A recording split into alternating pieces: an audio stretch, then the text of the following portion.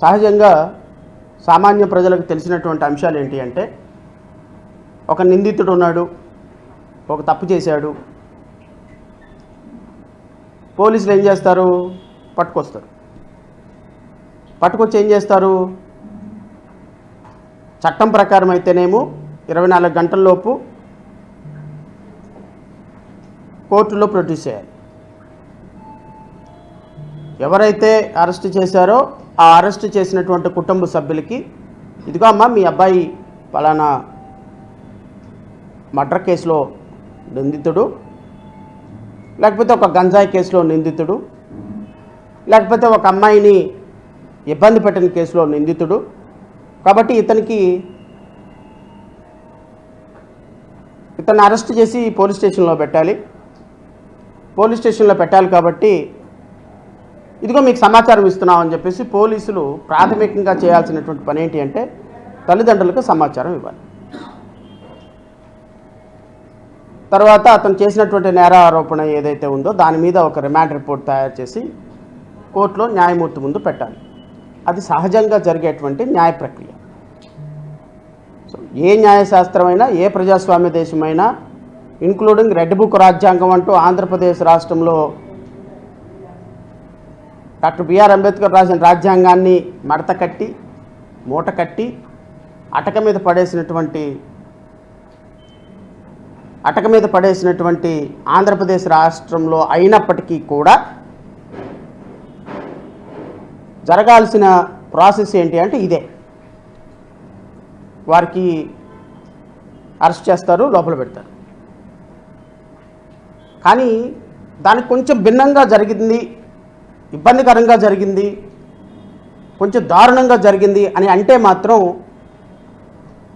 Arrest చేసి ఒక వారం రోజులో 4 రోజులో చిత్రహింసలకు గురిచేసి నిందితుడి నోటి నుంచి వాస్తవాన్ని రాపట్టే ప్రాసెస్లో భాగంగా కొంత ఫిజికల్ ఫోర్స్ వాడతారు. ఇది పోలీసు ప్రాసెస్లో జనరల్గా మా న్యాయ పరిభాషలో మేము చూసినటువంటి, యాజ్ ఎ లాయర్గా, యాజ్ ఎ జడ్జెస్గా మేము చూసినటువంటి ప్రాసెస్. 4 రోజుల తర్వాత ఎవరైనా కేసు వేస్తే ఇమీడియట్గా ఆ కేసు ప్రాసెస్ని లోపల పడేసేసి కొన్ని రోజుల తర్వాత అతను మళ్ళీ రిమాండ్ చూపిస్తారు. ఇది ఒక ప్రాసెస్. ఇంకొంచెం ముందుకెళ్తే మరీ బ్రోటల్ పోలీసులు ఉంటాయి, మరీ రాజకీయ నాయకులకు తొత్తులుగా పనిచేసే పోలీసులు ఉంటాయి, మరీ రెడ్ బుక్ రాజ్యాంగంలో పనిచేసే పోలీసులు ఉంటాయి. పోలీసులు చేసే పని ఇంకోటి ఏంటి అంటే, విపరీతంగా కొట్టి ఆ కొట్టిన ప్రాసెస్లో భాగంగా రేరెస్ట్ ఆఫ్ ది రేర్ కేసెస్లో జరిగేది లాకప్ డెత్. లాకప్ డెత్ కేసులో సహజంగా ఏం జరుగుతుందంటే, పోలీసులు చేయాలనుకున్నటువంటి పని కొంచెం ఎక్సెస్గా చేయటం కారణంగానో, కొట్టకూడని చోట కొడితేనో, కొట్టాల్సిన సందర్భంలో కొంచెం ఎక్కువగా కొడితేనో,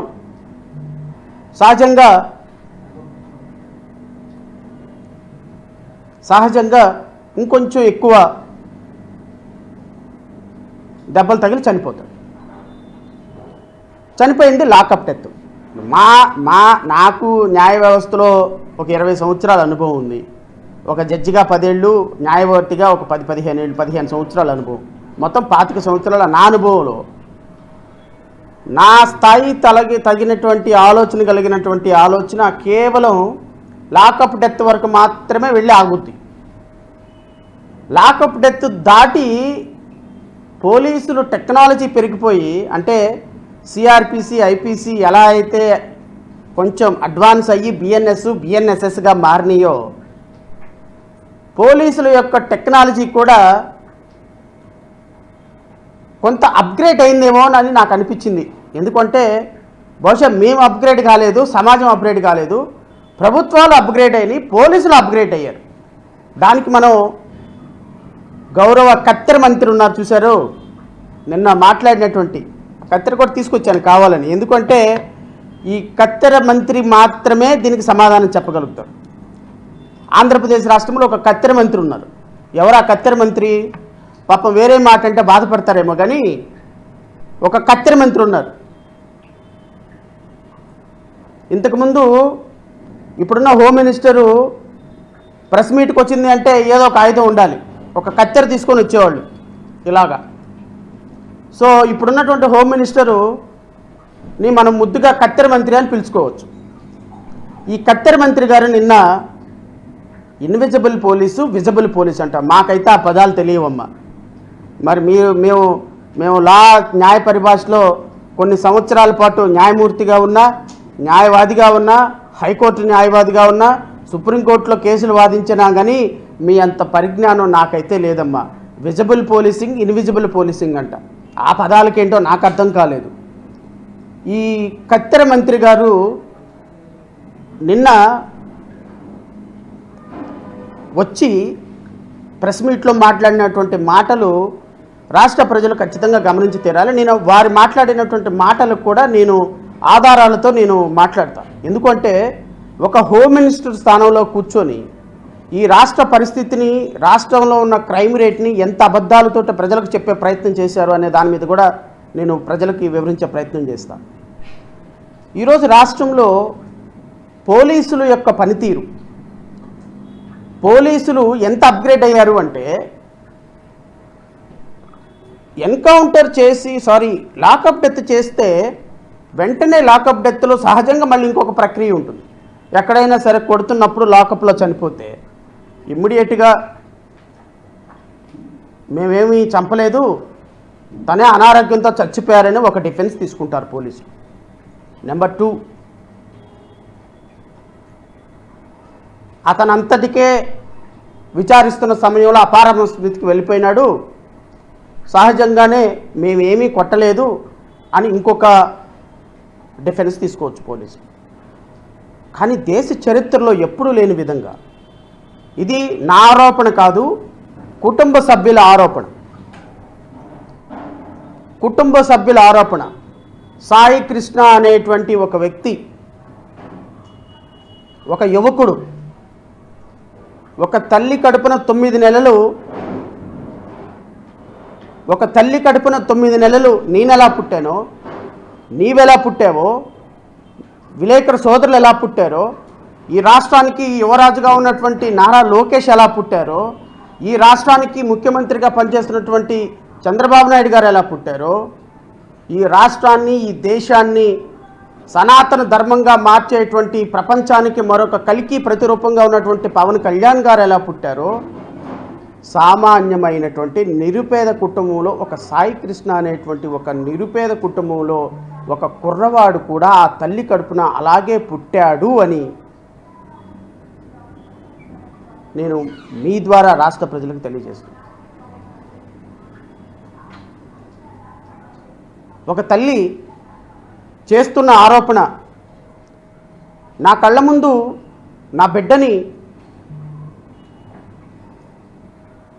కొడుతుంటే ఆహాకారాలతోటి అరుస్తుంటే అది నా బిడ్డ కేకే అని వెళ్ళి నేను పోలీసుల్ని కాళ్ళ వేళ్లపడి నా బిడ్డను చూపించండి అని మాట్లాడితే, ప్రాధేయపడితే నా బిడ్డను చూపించకపోగా నా కళ్ళ ముందే నా బిడ్డని ఆ కేకలతోటి పోలీస్ స్టేషన్ మొత్తం ప్రతిధ్వనిస్తుంటే ఆ బిడ్డని ఆ పోలీసులు చిత్రహింసలకు గురి చేశారని ఆ తల్లి కన్నీరు మున్నీరు అవుతున్న తల్లికి సమాధానం చెప్పాల్సినటువంటి బాధ్యత ఈ రాష్ట్రంలో ముఖ్యమంత్రి, ఈ రాష్ట్రంలో ఉప ముఖ్యమంత్రి పోస్టు వెలగబెడుతున్నటువంటి పవన్ కళ్యాణ్, ఈ రాష్ట్రంలో హోమ్ మినిస్టర్ పోస్టు వెలగబెడుతున్నటువంటి వంగలపూడి అనిత అనేటువంటి ఒక కత్తెర మంత్రి, ఈ రాష్ట్ర డీజీపీ రాష్ట్ర ప్రజలకు సమాధానం చెప్పి తీరాలి. జేబీపీ పార్టీగా, జై భీమ్రావ్ భారత్ పార్టీగా మేము డిమాండ్ చేస్తున్నాం, ఆంధ్రప్రదేశ్ రాష్ట్రంలో అత్యంత హేయమైనటువంటి ఈ చర్య కులాలకి, మతాలకి, ప్రాంతాలకి అతీతంగా ఖండించాల్సినటువంటి బాధ్యత మనందరి మీద ఉంది అనేది నేను మీ ద్వారా రాష్ట్ర ప్రజలకు తెలియజేస్తున్నాను. సాయి కృష్ణ కుటుంబానికి పూర్తి న్యాయం జరిగేంత వరకు, సాయి కృష్ణ కుటుంబ సభ్యులకి పూర్తి న్యాయం జరిగేంత వరకు ఆ కుటుంబానికి మా పార్టీ అండగా ఉంటుంది. నేను వ్యక్తిగతంగా అండగా ఉంటాను. న్యాయపరంగా అయినా ఇంకొక పరంగా అయినా ఈ రాష్ట్ర ప్రభుత్వంలో పోలీసులు చేసిన దుశ్చర్యల్ని, నిన్న ఈ హోమ్ మినిస్టర్ ఓరఫ్ కత్తెర మంత్రి వచ్చి చెప్తుంది, ఈ రాష్ట్రంలో గత ప్రభుత్వంలో అంట సీసీ కెమెరాలు లేవంట, ఈ ప్రభుత్వం వచ్చిన తర్వాత సీసీ కెమెరాలు పెట్టించిందంట. నేను అడుగుతున్నా, సీసీ కెమెరాలు పెట్టిస్తే మే 9వ తారీఖు నుంచి ఈ రోజు వరకు కృష్ణలంక పోలీస్ స్టేషన్లో CC footage minute to minute మీరు మీడియాకి రిలీజ్ చేయగలుగుతారా? నేను డిమాండ్ చేస్తున్నా. మే 9వ తారీఖు నుంచి మీరు, నేను చాలా ప్రౌడ్గా, you claimed very proudly that 70,000 CC cameras were installed in Andhra Pradesh state police department. వెరాజ్ లాస్ట్ గవర్నమెంట్ అంట మెయింటెనెన్స్కి కూడా డబ్బులు లేదంట, ఈ ప్రభుత్వం అంట మెయింటెనెన్స్ చేపించి దాన్ని ఇన్స్టాల్ చేసిందంట కెమెరాలు. ఎక్కడ ఇన్స్టాల్ చేశారమ్మా కెమెరాలు? మే 9వ తారీఖు నుంచి ఈ రోజు వరకు జరిగినటువంటి కృష్ణలంక పోలీస్ స్టేషన్ పరిధిలో ఉన్నటువంటి ప్రతి సీసీ ఫుటేజ్ని కూడా మీరు రబ్ చేయబోతున్నారు, మీరు డిలీట్ చేయబోతున్నారు, మీరు మాడిఫై చేయబోతున్నారు. మీకు నిజంగా చిత్తశుద్ధి ఉంటే మా పార్టీ డిమాండ్ చేస్తుంది, మీరు సీసీ ఫుటేజ్ని పబ్లిక్ డొమైన్లో పెట్టండి. ప్రతి police station is a public office. ప్రతి పోలీస్ స్టేషన్లో సీసీ కెమెరాలు ఏం జరుగుతుందో తెలుసుకోవాల్సిన బాధ్యత ప్రజలకు ఉంటుంది. They have every right to know what had happened from May 2026 9th మే నుంచి ఈ రోజు వరకు, మొన్న ఆ సాయి కృష్ణ చనిపోయేంత వరకు, as per the allegations of the mother. నేను అడుగుతున్నా హోమ్ మినిస్టర్ని, స్టేషన్ మొత్తం సీసీ కెమెరాలు ఉంటే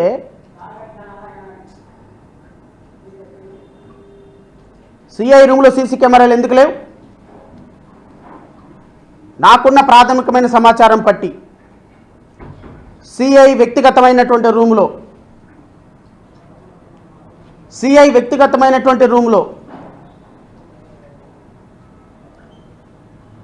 పెద్ద పెద్ద టైర్లు, అంటే కొట్టడానికి లాఠీలు, మన సైకిల్ గాన్లు ఉంటాయి కదా టైర్లు, ఆ టైర్లు కొట్టేటువంటి ఇన్స్ట్రుమెంట్స్ సిఐ వ్యక్తిగతమైనటువంటి రూమ్లో ఒక చోట స్టోర్ చేసి పెడుతున్నారు. ఐఎమ్ వెరీ షూర్ ఆంధ్రప్రదేశ్ రాష్ట్రంలో ఉన్న ప్రతి పోలీస్ స్టేషన్లో సీసీ కెమెరాలను అవాయిడ్ చేయడానికి ఇంటరాగేషన్ రూమ్ని సిఐలు డిఎస్పీల వ్యక్తిగత రూముల్లోకి మార్చారు. సాయి కృష్ణని కూడా వ్యక్తిగతంగా సిఐ రూమ్లో టార్చర్ చేశారు. ఎందుకు అంటే సిఐ వ్యక్తిగతమైన రూములు సీసీ కెమెరాలు ఉండవు కాబట్టి.